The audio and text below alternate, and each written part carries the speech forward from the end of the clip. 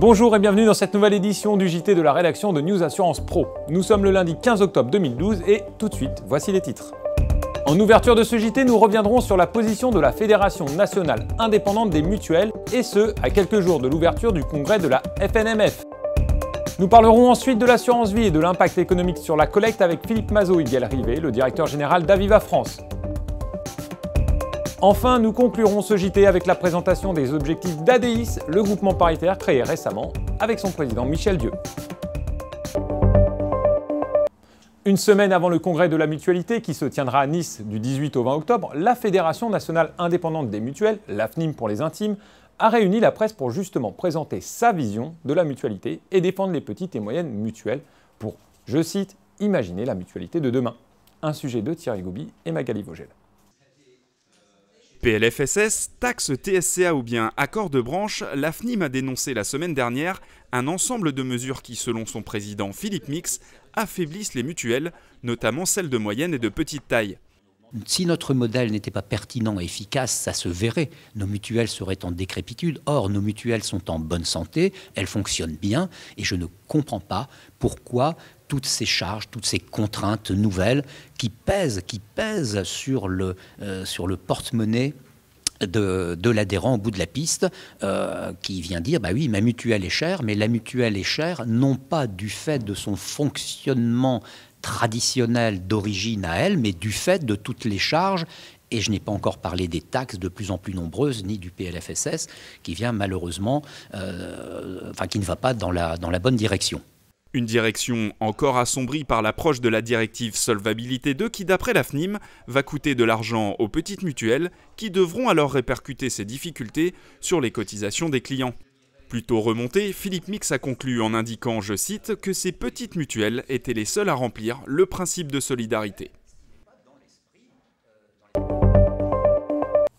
Aviva a décidé de communiquer régulièrement avec des sondages, en partenariat avec Les Échos et BVA.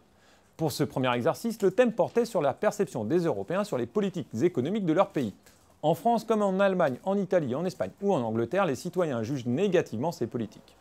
En marge de cette présentation, nous sommes revenus avec Philippe Mazot-Higuel-Rivet, le directeur général d'Aviva France, sur le climat économique actuel et son impact, au hasard, sur l'assurance vie.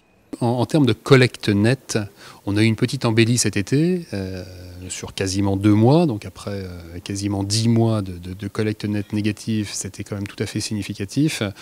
Il ne semblerait pas que les dernières semaines confirment cette tendance, donc il y a donc une pression sur l'épargne financière assurance vie, mais c'est une pression légère. La masse des actifs gérés excède encore les 1,3 trillions.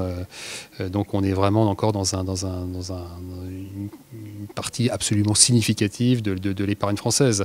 Mais c'est clair que la collecte et la rétention sont un peu plus difficiles maintenant, et le contexte général y contribue. Et donc je dirais la macroéconomie et donc l'impact récessif des politiques aurait un impact probablement sur à la fois le taux d'épargne et donc l'assurance vie. Mais en tant qu'outil, intrinsèquement, ça reste le meilleur outil pour les Français, qui doivent le savoir, d'épargne long terme, puisqu'il a été préservé avec grande sagesse par le gouvernement.